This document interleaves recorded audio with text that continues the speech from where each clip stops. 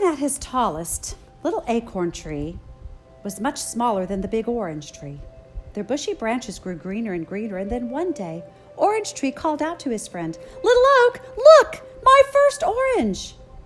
The big orange tree spoke up. "He'll have many more," they said. "So will I," announced Little Oak. The trees in the grove laughed.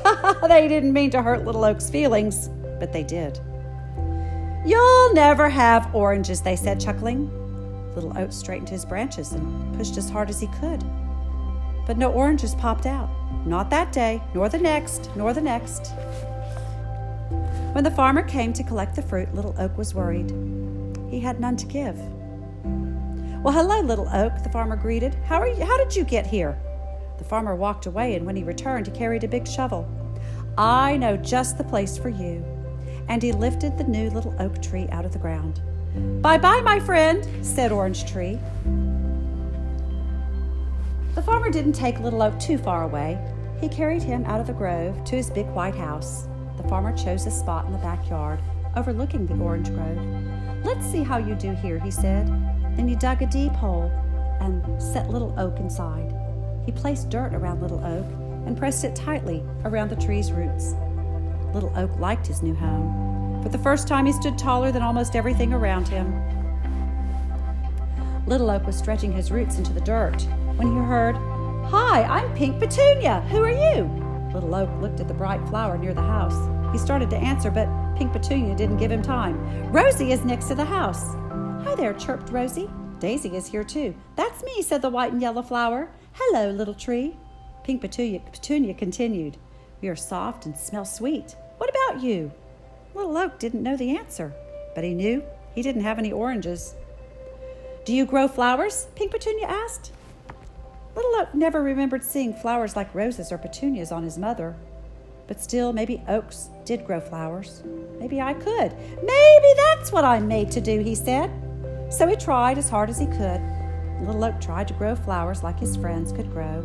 As the sun grew hotter, they unfolded into new rainbows of pinks and reds and yellows, and Little Oak, however, just grew taller. As the days grew longer, his roots grew deeper. Every day, he tried to grow colorful flowers, but he never could.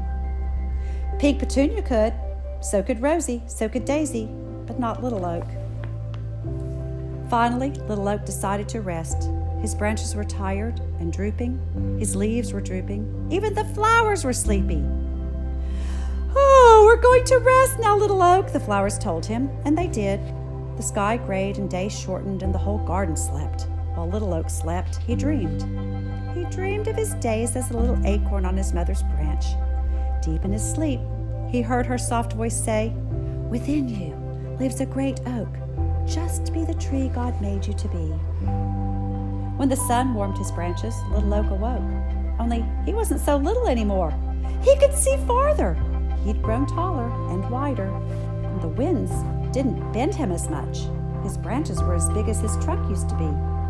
Little Oak was becoming a big oak. Many years passed, and each year he grew bigger and wider and wider and bigger, until everything in the farmer's yard looked up to him.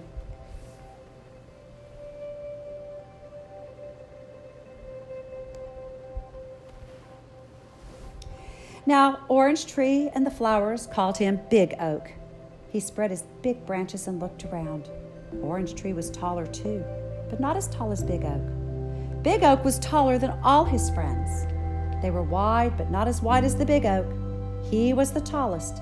He was the widest. But he still wondered what he was supposed to do. He couldn't grow oranges or flowers. He just grew bigger and bigger, and he didn't know why. Big Oak was just awakening from a long winter's nap.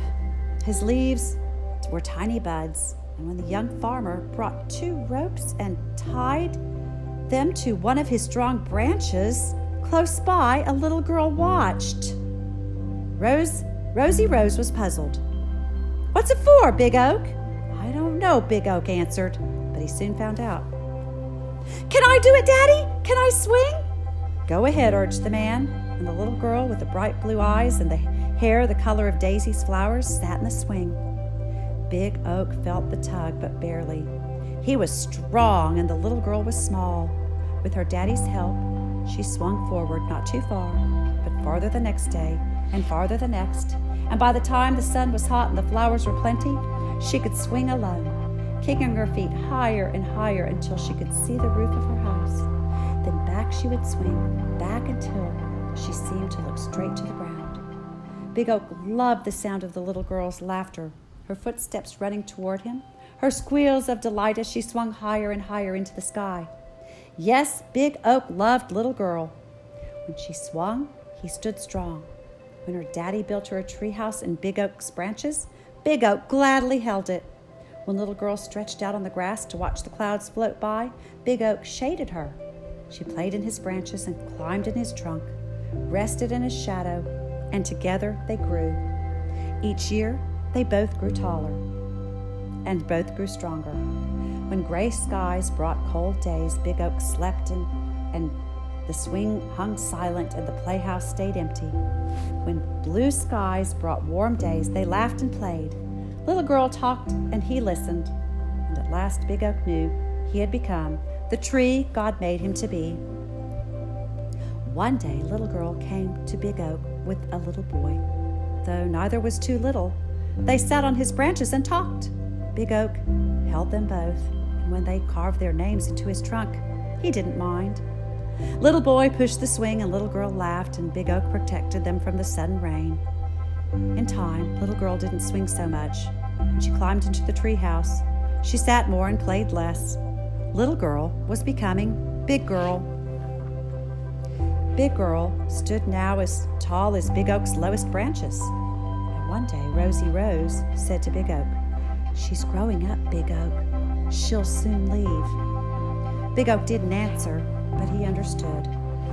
Big Girl spent many blue sky days sitting on the ground, leaning back against Big Oak's trunk and watching the clouds drift by. Big Oak knew Big Girl had a big question on her mind because she said things like, "Don't know what I'm supposed to be. And it's hard to let go, and how can I know who I am?" Big Oak wanted to talk to Big Girl. He knew just what to say. He would say, "Within you lives a great girl.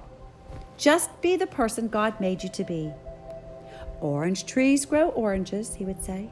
"Flower plants grow flowers. And oaks grow tall enough for swings and strong enough for swinging and big enough to hold little girls until they become big girls." He wanted to, but he couldn't say the words. And one day, Big Girl was so sad. The little girl who used to giggle in Big Oak's shade just sat, silent tears flowing down her cheeks. "It's hard to let go," she said. Big Oak was listening. He had an idea. He looked down at his branch at a little acorn. "I have a special job for you," Big Oak said. The next time the wind blew his branches, Big Oak let this branch shake more than the others, and the little acorn popped loose and landed in Big Girl's lap. Big Girl picked it up and started to toss it away, but it stopped. She held the little acorn in her hand and stared at it. She turned and looked up at Big Oak. "Were you ever this small?" Answering her own question, she continued, "Of course you were. You grew into a great oak from a little acorn. All you did was become what God made you to be." She looked again at the acorn, then back at the tree. Her eyes brightened. "Do you suppose that's what God wants me to do?" Big Oak shouted, "Yes!" But he didn't have to. Big Girl stood up and announced, "Of course he does. Now it's time for me to let go and become the person God made me to be." Big Girl smiled, placed the acorn in her pocket, and began walking away. But after a few steps, she stopped and turned. She looked at the swing, the treehouse. She looked at Big Oak. She walked over to him and placed a hand on his trunk. Without a word, she said goodbye. Without a word, Big Oak said the same. Well, I hope you enjoyed that book. I sure did. I really like the part of the book that says God made the little acorn tree to be the best acorn tree that he could be, and how he carries that message through the whole book, because he made us to be the best that we could be too. And I really love that the little girl visited the oak tree when she was little, And she came back when she was much older and had another visit underneath that tree. I thought that was a really neat part of the book. I hope you enjoyed our book.